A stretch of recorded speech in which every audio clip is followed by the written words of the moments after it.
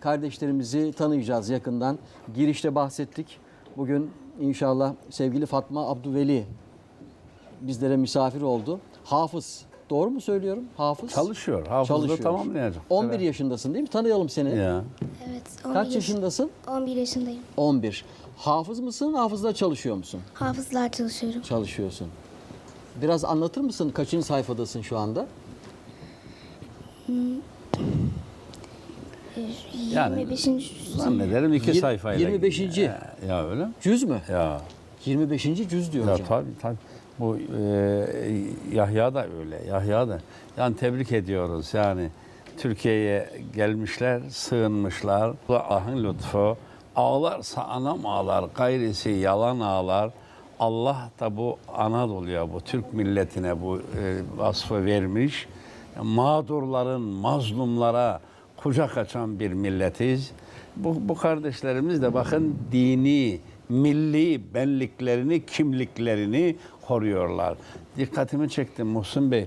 Bu kardeşlerimizin kimi yetim, kimisinin de babası nerede? Hapishanede. Senin baban neredeydi? Yahya baban nerede? Mikrofona konuşur musun Yahya'cığım? Ya bak Babası nerede? hapishanede. Yani Hapishanede. kendi memleketi nere, bulunduğu cezaevi nere? Evet. Annen efendim. nerede Yahya? Mikrofona konuş. Annesi mikrofona. burada. Evet. Annem Türkiye'de. Annen Türkiye'de. Evet. Ne zaman geldiniz? Hatırlamıyor, bu bilmiyor. Hatırlamıyorsun. Evet. Sen kaç yaşındasın? 8. 8. Sekiz. Ama Yahya hafız benim bildiğim. Evet. Hafız mısın Yani sen? tamamlamaya az kalmış. Tamamlamaya az Ne kaldı. kadar kaldı? Az kalmış. 800. Şimdi haydi okutalım mı? Tamam hocam. Hadi. Buyurun. Hadi Yahya. Al tut hem bunu. Ya iyice de yaklaştır. Oku bakayım yavrum şimdi bir yerden. Ezberinden. Heh. Euzubillahimineşşeytanirracim. Nereden okudun? Hangisi söyleyeyim? Nereye okursan oku. Hocam siz söyleyin bir. Kur'an-ı Kerim. Yok, Kur'an-ı Kerim'den kendi istediği yerden okusun. Tamam. Hadi Yahya.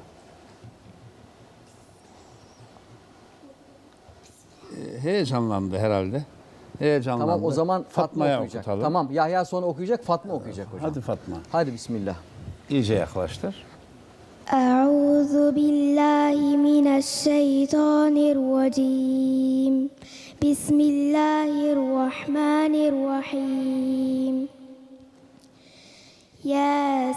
ياسين والقرآن الحكيم إنك لمن المرسلين على صراط مستقيم تنزيل العزيز الرحيم Kafi sevgili Fatma. صدق الله العظيم Aferin. Maşallah. Evet. Yahya. Evet Yahya sen ne okuyacaksın Hadi şimdi? yaklaştır. İyice. Heh. أعوذ بالله من الشيطان الرجيم بسم الله الرحمن الرحيم ألف لام ميم تنزيل الكتاب لا ريب فيه من رب العالمين أم يقولون افتراه بل هو الحق من ربك لتنذر قوما ما أتاهم من نذير Kafi. Kafi Maşallah. sevgili صدق Yahya. الله العظيم. Mustafa şimdi senden dinleyelim. Hadi yaklaştır iyice. أعوذ بالله من الشيطان الرجيم بسم الله الرحمن الرحيم الحمد لله الذي أنزل على عبده الكتاب ولم يجعل له عوجا قيما لينذر بأسا شديدا من لدنه ويبشر المؤمنين الذين يعملون الصالحات أن لهم أجرا حسنا Kafi Mustafa'm. Sağ ol. صدق الله العظيم Aferin. Ay, maşallah. Ya. Yahya ve Mustafa kaçar sayfa ezber yapıyorsunuz abicim? Mikrofona konuş. Ha, Yahya'ya soralım. Kaçar sayfa? 2 sayfa. 2'şer sayfa. Evet. Sen? İkişer sayfa İki ama buçuk. Şimdiye 2,5 kadar ne kadar yaptın? 22 sayfa değil mi? 22 cüz. Yani 22 cüz. Yani 22 cüz, evet. Ay maşallah. Yani hafız olmaya çok az kalmış. Evet. Evet. Fatma sen? Cüzdeyim. 25. Cüzdeyim. cüzdesin şu anda. Ya Evet. aferin, aferin. Ne güzel. Ve burada yine kardeşlerimiz var, çocuklarımız var. İnşallah biraz sonra tadil erkan ile namaz kılmada onlar da cemaat olacaklar hocam inşallah. Ama ondan önce yani Nurala Hanım'dan mı soracaksın? Bir evet. Telefonumuz mu var? Tamam. O zaman mikrofonu uzatabilir. Ben mikrofonu bitsin alabilir miyim sizden? Mustafa'nın babasını sormadık. Mustafa senin baban nerede? Benim babam da memlekette hapiste kalmıştı. Hapiste. Memleketini söyle. Memleket Doğu Türkistan. Doğu Türkistan'da hapiste kaldı. Anne? Annem burada. Annen burada. Babayla görüşemiyorsunuz. Peki irtibatınız var mı? Mektup, telefon? Eskiden vardı. Buraya çıkıp bir ayda vardı. Sonra aniden iletişim kesildi. Haber alamıyorsunuz Şu anda babandan. hayat mı değil mi hiç bilmiyorum. Hayatta mı değil mi bilemiyorum. Babanı en son ne zaman gördün? En son 4 yaşımda falan gördüm. Şu an kaç yaşındasın? Şu an 9,5. Ya 5 yıldır Ya, babayı görmüyor ya. Mustafa. yani bu yavrularımızın kimi yetim, kimi de demek ki babası şurada burada yani. Evet. Evet, Nurala Hanım var. Bu çocuklarımızın şüphesiz hikayelerini oturabilirsiniz oturduğunuz yerden.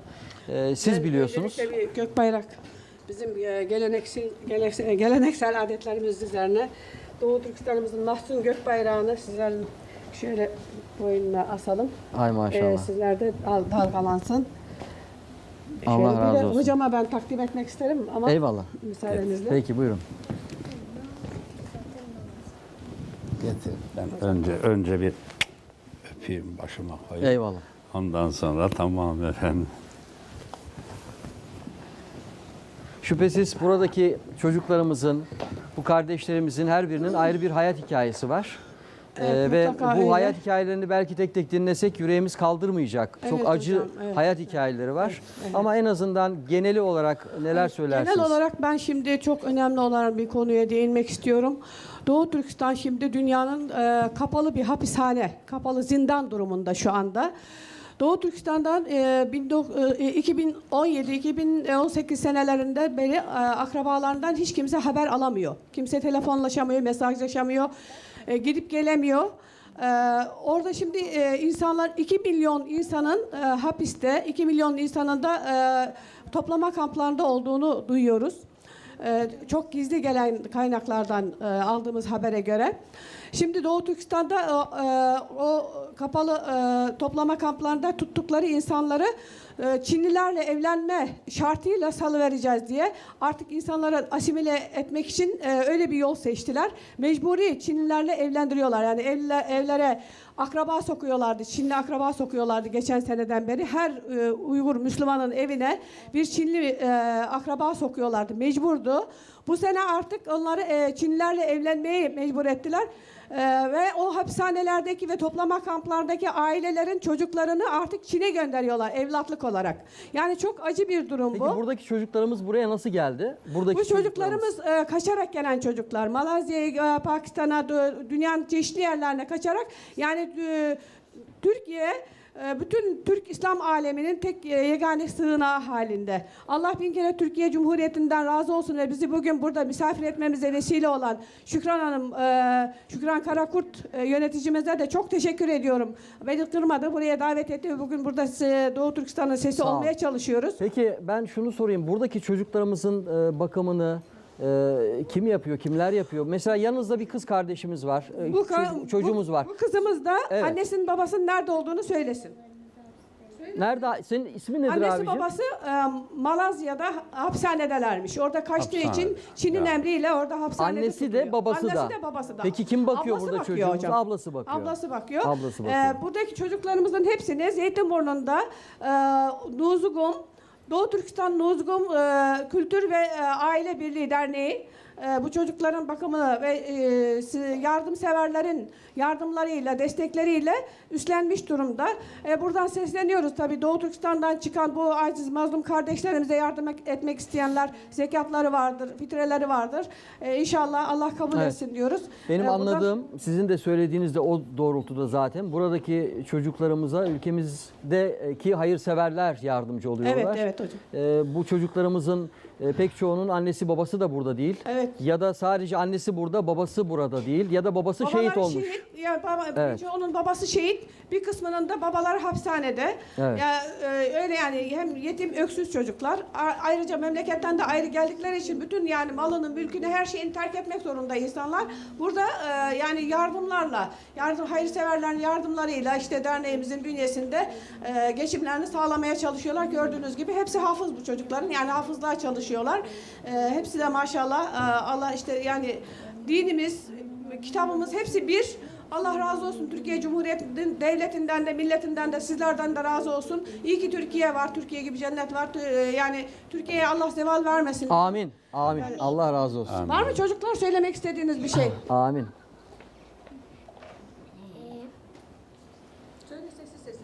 Ha, ben yüzünüzü görebilir miyiz? Kardeşimizin yüzünü görelim. Şimdi benim babam hapiste. Yüzünü göremiyoruz Nurala abla. Sizi evet kenara alalım. Ha, hoş geldin canım. Benim babam hapiste. 2 yıl oldu. Babam için bir dua etsek tüm çocuklar için okuyabilir miyiz? Canım benim. Canım benim. Sen ağlama. Kurban olurum o gözyaşlarına. Otur bakalım sen. Otur şöyle. Otur. Otur. Adın nedir senin? Fatma. Fatma, kaç yaşındasın sen?